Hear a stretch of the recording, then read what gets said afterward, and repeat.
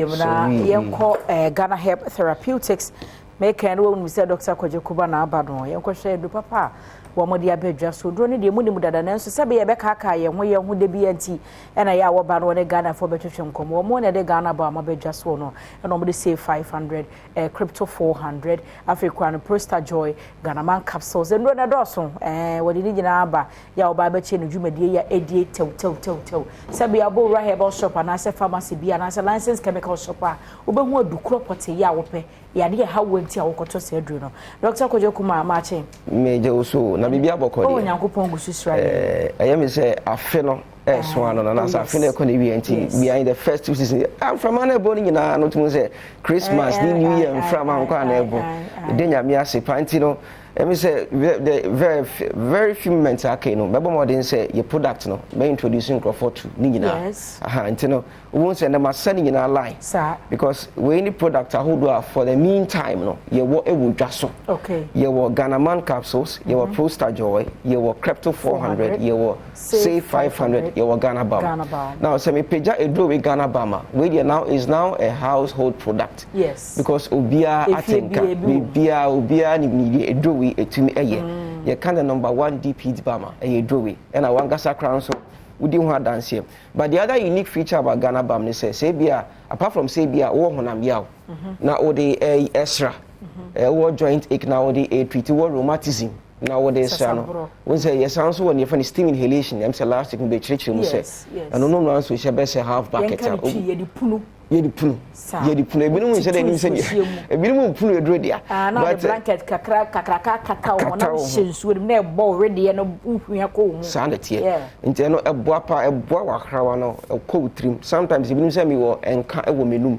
me wo infection ewo mitrim sinusitis ingredient na wo bam no etimi ekum samba wani nyina nti wo ya ebo ekla utrim sometimes wo so hwene mu nyina sisi ana so hwene mu nyina a block and I say urane to win so when you any of these way now won't say immediately instantly a die because of the antimicrobial properties sounds what the ability to make you relax into say be wa kwedwuma wa bre ohona mina ya we yes steam inhalation we a relieve you instantly the ban so would pa if you what that crap for 2 hours you would realize that you have had enough rest and that is very very good.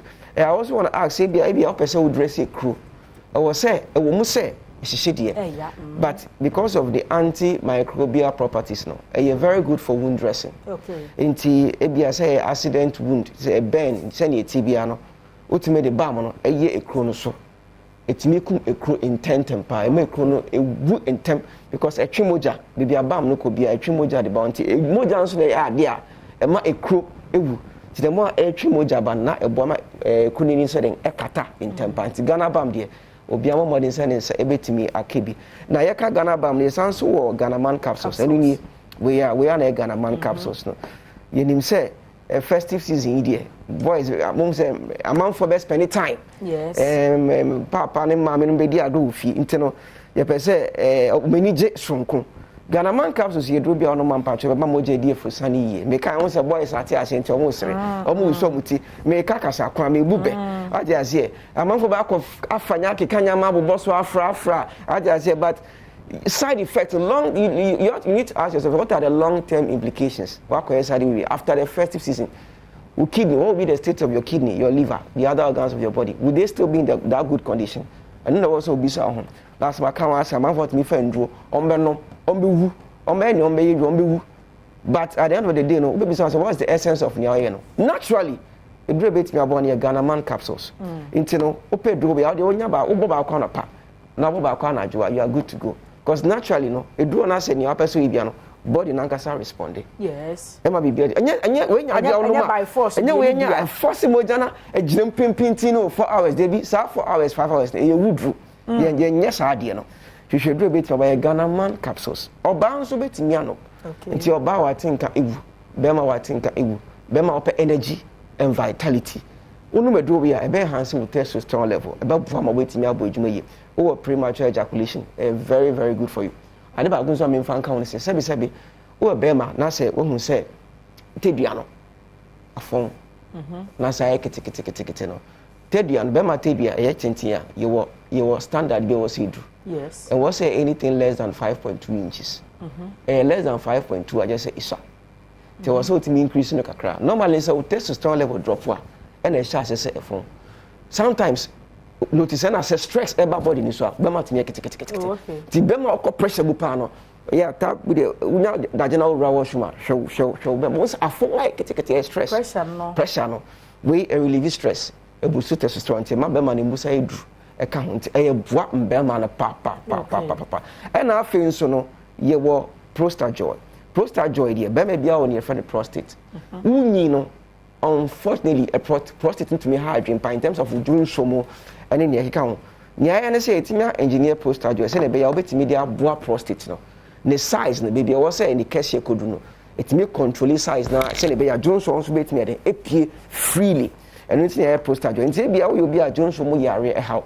And I can just work prostate yare. A drop bet me a boa prostate no. I'm a prostate no it me enya hoden na with me maintaining the shape and the size no.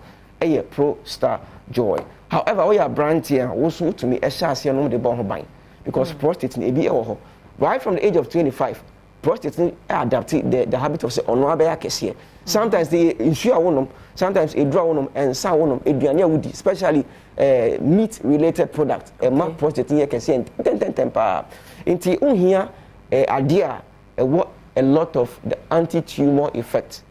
Now obenya wa haban me say morinda lucidum cryptolepis phylanthus Momodica carantia and who should you extracted the prostate joy into we know we are branch a bit known as a prophylaxis. However, all your bands now or do some area wants to utumenum money and found say I saw catheter as I saw catheter more and I'm here say do it because we know a blank of Fondona.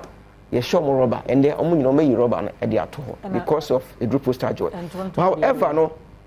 Me pese me dey wait to so we are not made in tontun dey na normally no prostate joy say wo share rubber normally no you advise you require a chewa you fast chewa to me no ma e bomb to me rubber intem but I didn't hear bomb dey say wo to prostate joy na wa pay immune booster no so I dey e dey aka ho save 500 into save 500 no and also boa e ma the immune support e betimi abo system ni nyina because eventually you are ready e betimi abo run epidemic without you being unaware. However, there was only pediatric share Arabia and so. The moment I are able to your body must be able to detect. At the good was says and the immune system. Now say immune system from my end to me and detect area. End to me and end to me any sire hold on system. A dribble to one ASAV 500. Yes, also castle will be a sugar also. But or pressure or cholesterol.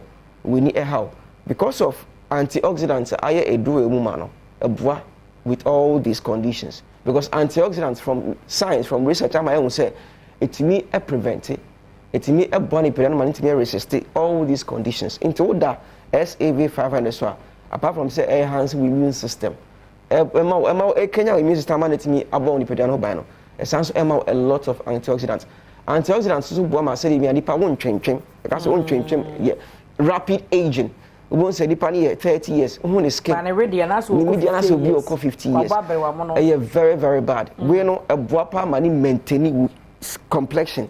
Your age and slow down biologically, slow it down until all the time you are looking fresh and young. Until you draw a boapa, we are brewa, we are mammy, papa, when you say yare asha, say a boy, put here a do a bell papa, SAV 500. More infections. Send them yare, STI, STDs. Whatever being the form of infection, would you pay SAV 500? I've been here crypto 400, crypto 400. Months I say malaria parasites, you more who go 4. Your falciparum, your vivax, your ova, your malaria. A biani a great to me. Sometimes malaria do be obanum enco. It's because of the type of the parasite. Oh, okay. But because of say you have to buy research, you who say your ingredients you are it's me a kuntia all the 4 parasites. Okay. Your friend in the Bima.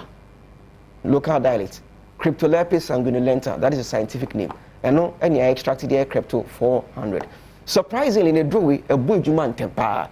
One number actually within 3 days, malaria.